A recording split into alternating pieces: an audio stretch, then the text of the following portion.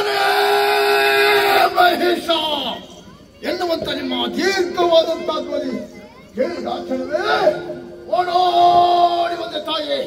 ನಿಮ್ಮನ್ನ ನೋಡ್ತಾ ಇದ್ದೇನೆ. ಏನಪ್ಪ ಇದು ನಮ್ಮ ಅವಸ್ಥೆ?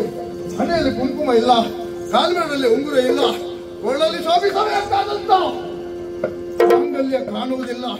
ದಾರಿಣಿಯ ಮೇಲೆ ಧಾರಾಕಾರವಾಗಿ ಕಣ್ಣೀರನ್ನು ಸುರಿಸುತ್ತಾ ಇದ್ದೀರಿ.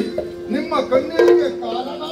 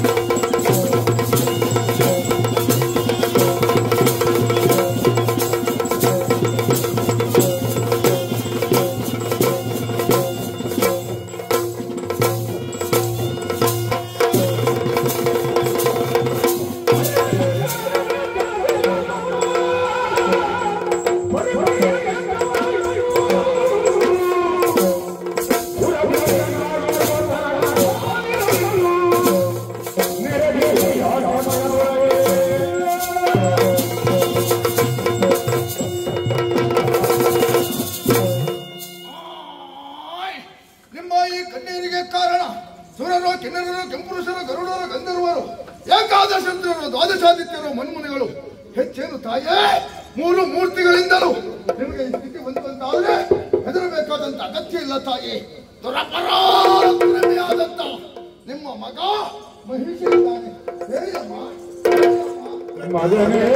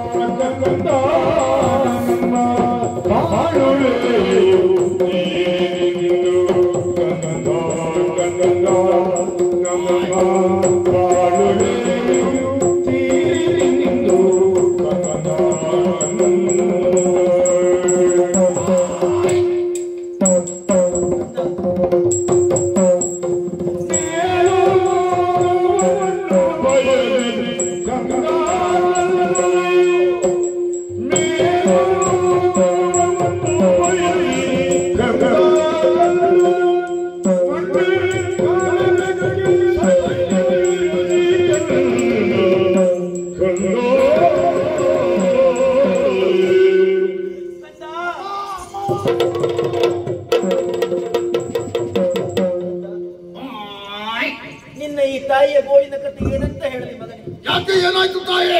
ನಿನಗೂ ಗೊತ್ತಿರುವಂತ ವಿಚಾರವೇ. ಏನಮ್ಮ? ನಿನ್ನ ತಂದೆಯವರು ಸೇನೆಯನ್ನು ಕೂಡಿಕೊಂಡು ಸ್ವರ್ಗಕ್ಕಾಗಿ ಹೋದವರು. ಹೌದಮ್ಮ. ಹೋದದ್ದು ಮಾತ್ರ ಅಲ್ಲ, ಅಲ್ಲಿರುವಂತ ಎಲ್ಲ ಸುರರನ್ನು ಗೆದ್ದಲ್ಲಿಗೆ ಮುಗಿಲಿಲ್ಲ. ಮತ್ತೆ ಬರಿದಾದಂತ ಸಿಂಹಾಸನವನ್ನು ಏರಿ ಕುಳಿತುಕೊಂಡ್ರಂತೆ. ಅಧಿಕಾರವನ್ನು ಸ್ವೀಕರಿಸಿದ್ರೆ ಸಂತೋಷದ ವಿಚಾರ ತಾಯಿ. ನಗು ನಗುತ್ತಾ ಹೇಳಬೇಕಾದಂತ ನೀವೆಂದು ಯಾಕಮ್ಮ ಕಣ್ಣೀರನ್ನು ಸುರಿಸ್ತಾ ಇದ್ದೀರಿ ಅಮ್ಮ? ಈ ಸಂತೋಷ ಹೆಚ್ಚು ಕಾಲ ಉಳಿಯಲಿಲ್ಲ. ಅಂದರೆ ಅಲ್ಲೇ ಇರುವಂತ ಸುರರು ಮೋಸದಿಂದ ನಿನ್ನ ತಂದೆಯನ್ನ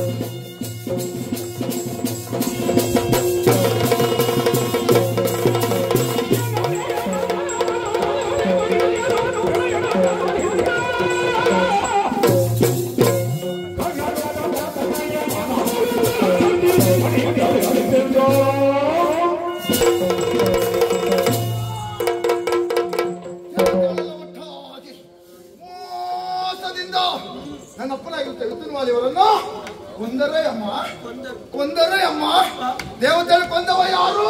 ನಿನ್ನ ತಂದೆಯನ್ನು ಕೊಂದವ ಯಕ್ಷ.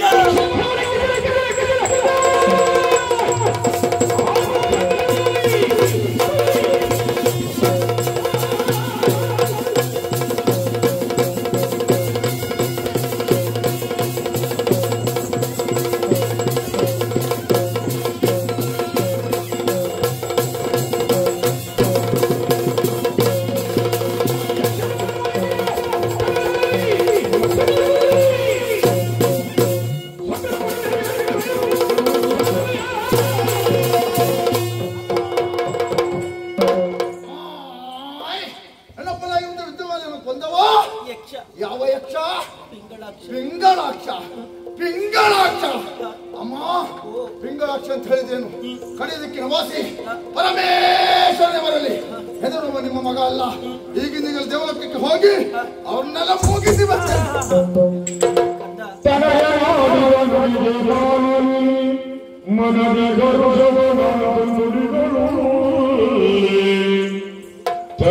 ನಾಡಿದ ಗಡಿಗೆ ಮಾಲಿನಿ ಮನದಿ ಗರುಡವನು ನುಡಿದಳು ಸಮರಗಳು ನಿನಗೆ ಗಣವಲ್ಲ ಅನಿಮಿಷರ ಗಣವರು ಸಮರದಲ್ಲಿ ನಿನಗೆ ಗಣವಲ್ಲ ನಡೆದ ನಾಮನು ಬರುವ ಪಟದ ಅನವರರ ಸುಮನದರ ರಕ್ಷದೆ ನಡೆದ ಬರುವ ಪಟದೆ ಅನವರದ ಸುಮನದರ ರಕ್ಷದೆ ನಿನಗೆ ಬೇಳುವೆನು ವಿಧಿಯಲ್ಲಿ ಪಡೆದು ವರಗಳ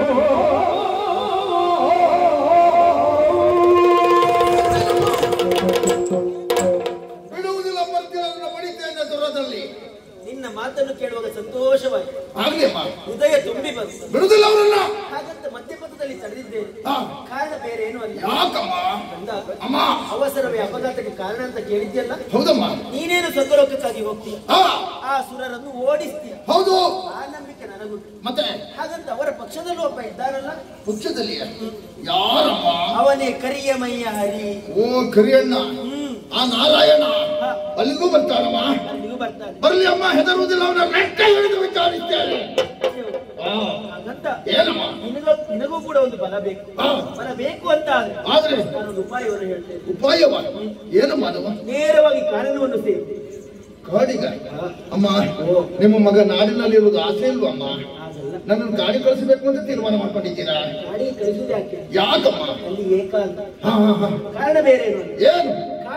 ಕಾಡನ್ನು ಸೇರಿದಂತ ನೀನು ಬ್ರಹ್ಮದೇವನ ಕುರಿತಾಗಿ ತಪಸ್ಸನ್ನು ಆಚರಿಸಿದ್ರೆ ಒಲಿದಂತ ಬ್ರಹ್ಮದೇವರೇ ನಿನಗೆ ಬೇಕಾದಂತ ವರವನ್ನು ಬೇಡಿಕೊಂಡು ಬಾ. ಓ, ಬರೇ ದೇಹದಲ್ಲಿ ಬಲ ಇದ್ರೆ ಸಾಕಾಗ್ಲಿಕ್ಕಿಲ್ಲ, ಕಥೆಯಲ್ಲಿ ದೈವೀಯ ಬಲ ಬೇಕು, ಬ್ರಹ್ಮನ ವರ ಬೇಕು. ಆಗ್ಲಿ ಅಮ್ಮ, ಖಂಡಿತವಾಗಿ ನಿಮ್ಮ ಆಸೆಯನ್ನು ಈಡೇರಿಸ್ತೇನೆ.